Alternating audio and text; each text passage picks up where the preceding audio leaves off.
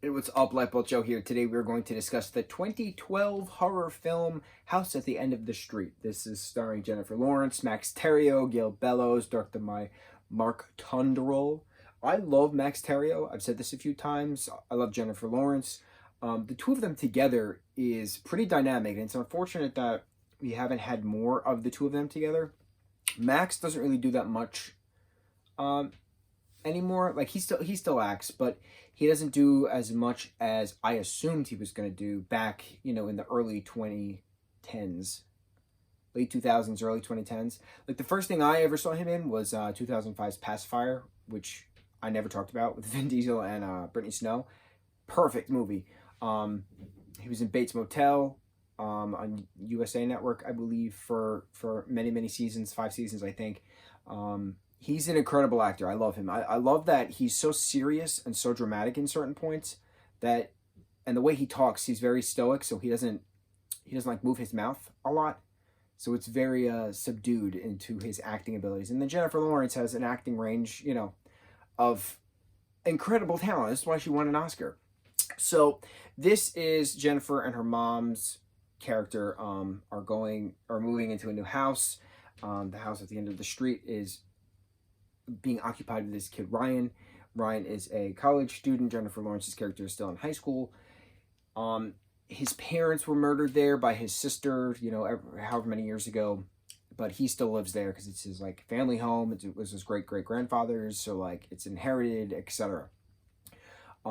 It turns out that Ryan has a secret that his sister, Carrie Ann, who's the one who murdered his parents, had escaped into the woods, but then it turns out he's the one who actually found her and has been keeping her in a secret bunker under the basement the entire time. Very Parasite, if we're comparing to now, the Korean film Parasite, which won many Oscars as well. Family hidden under the secret bunker under the basement. A nice thing that I've seen within this 2012 movie and then that 2019 movie. Wonderful.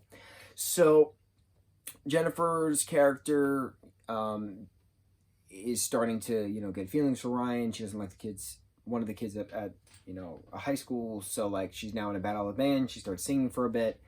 And then all of a sudden the secret breaks that it's not Ryan's sister Carrie Ann, but he himself has been brainwashed by his parents, and that he needs Carrie Ann. So he always kidnaps these girls to play the part of Carrie Ann in a sadistic twist. So he winds up shooting a sheriff, and he winds up stabbing Jennifer's mom and trying to capture Jennifer to be the next Carrie Ann. Creepy. Loved it.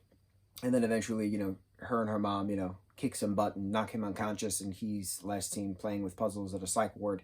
And flashbacks of him in a dress and his parents forcing him to be Carrie Ann and him screaming, "I'm not Carrie Ann, I'm Ryan," and they smack him, but his parents are wackadoos as well, drug addicts that they are. So it was a very interesting movie. I remember seeing this in theaters with a group of friends, and we all freaked the freak out because this is a teen movie. You go see it as teenagers, and you freak the freak out.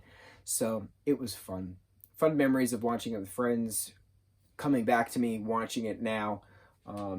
I do like this movie. A lot of people don't like this movie, but I like this movie. Max Terrio is a great horror actor. Amazing horror actor. He was in My Soul to Take. We talked about that. He's just so great. I love Max. I'm so happy for him. He's got a great wife, a great child. He's doing so well for himself. I'm so happy to see him so happy. Does that make sense? I think it does. Okay, I'm rambling. We're good. Mucho mahalo.